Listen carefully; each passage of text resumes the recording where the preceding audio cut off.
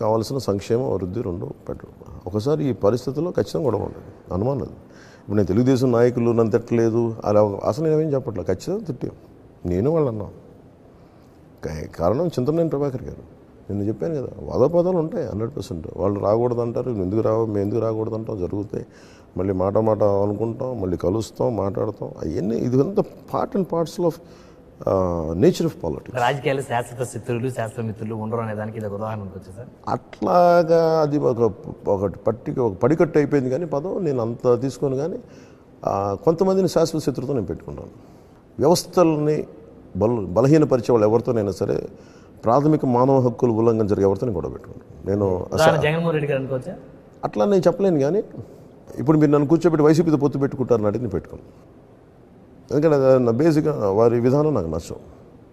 దేనికి పెట్టుకుంటే మీరు వ్యవస్థను బలోపేతం చేయరు, మీరు దోపిడీలు చేస్తారు, మాకు అది నచ్చమే. నువ్వు కనీసం మీరు బాధ్యత కదా ప్రజాస్వామ్యాన్ని పరిరక్షించడం.